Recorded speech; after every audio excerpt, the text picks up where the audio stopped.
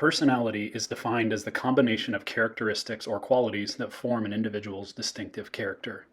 Humans are meaning-ascribing creatures. We all experience various people we encounter in our lives differently, and as humans, we like to assign meaning to those experiences.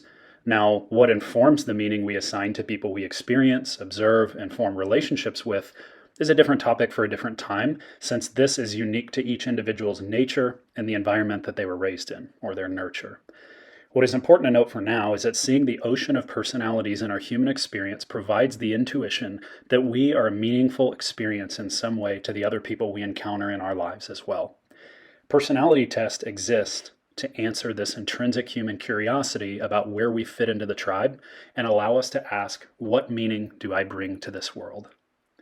Cognition is the mental action or process of acquiring knowledge and understanding through thought, experience, and the senses.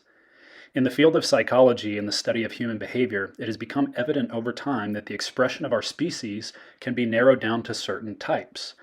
In nature, patterns repeat themselves. Personality research intends to narrow down and categorize these types into repeated patterns that correlate with and inform our experience of ourselves and others, and the meaning we ascribe to those experiences.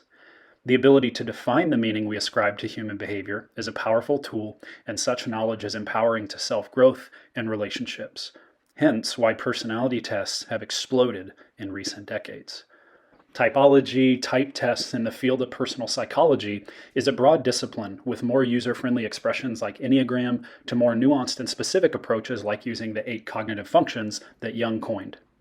Cognitive functions are cerebral activities that lead to knowledge, including all means and mechanisms of acquiring information.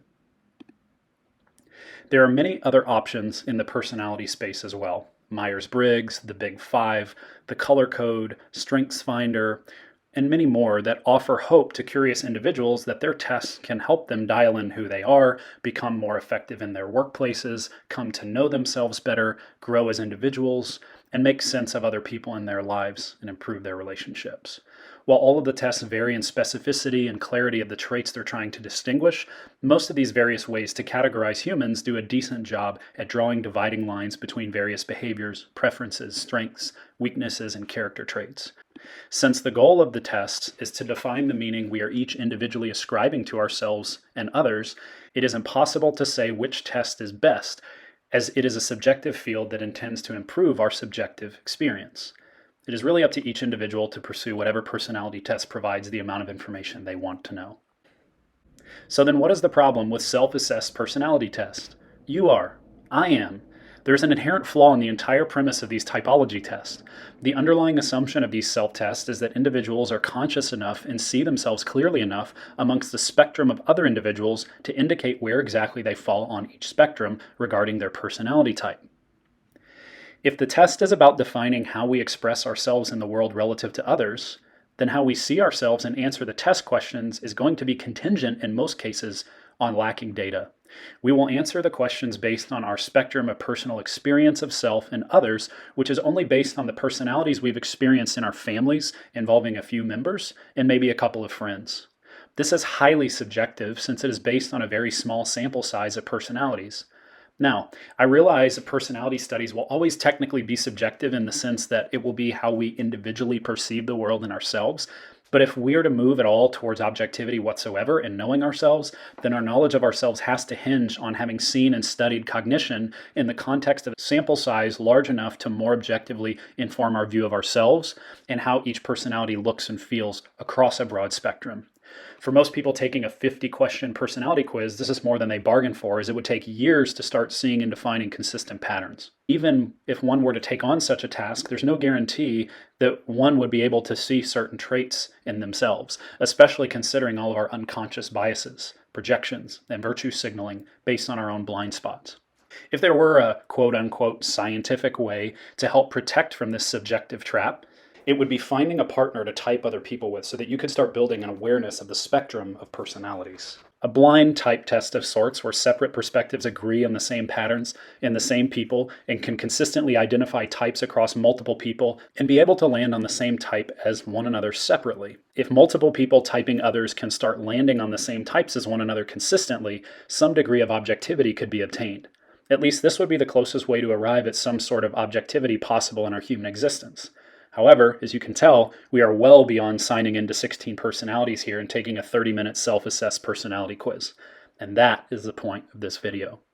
While there have been various attempts to simplify cognition into individual testing formats that can easily and accurately spit out personality types, the fact still remains that the results are completely dependent on the biases of the individual taking the test.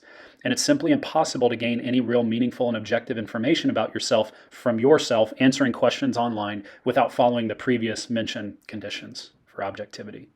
You and I are too subjective, and to date there is no verified way of surpassing the external biases of individuals to arrive at an objective type by taking a self-assessed personality test. Many people would consider Carl Jung the father of modern typology, and it's important to note that Jung's understanding of the cognitive functions was a concept modified and developed over time as he saw hundreds upon hundreds of real patients that started painting the contrast of the 8 functions he championed. Jung was clear in his research that much of the functions he saw in his patients were not clear to the individuals themselves, as each person runs on their own subjective perspective and projection of the world around them. Essentially, the way they assign meaning to themselves and others is very subjective to their experience and not to the experience of a large sample of people. Everyone taking personality tests are going to answer each question from their limited perception of themselves and their limited experience of the spectrum of personalities. People can't see themselves clearly. That, in fact, we often type ourselves upside down. As Jung says regarding classifying people objectively, a man of pronounced sanguine temperament will tell you that at bottom he is deeply melancholic. A choleric that his only fault consists in his having always been too phlegmatic. An ENTP that his only vice was being way too down to earth. I totally made up the last example, please disregard. Not an official quotation. We know from something as simple as conflict in relationships that two people experience situations sometimes very differently, which often leads to dissension and misunderstandings since the perspectives and assumptions of each individual are projected onto the other unconsciously. While we often default to demonizing the person with which we are in conflict, human conflicts almost always come down to misunderstanding another perspective and an inability to identify with what that other perspective is trying to communicate. These misunderstandings are rooted in our cognitive functions and the resulting ways in which we communicate and express ourselves. I think we can all admit, using the same relationship math here, that we often fail to see ourselves and own how we contribute to conflict. No one is immune from this since we are all subject to subjectivity. So go ahead, take that personality test, celebrate what you think you are, but remember, you don't know what you don't know. And this is why personality tests don't work.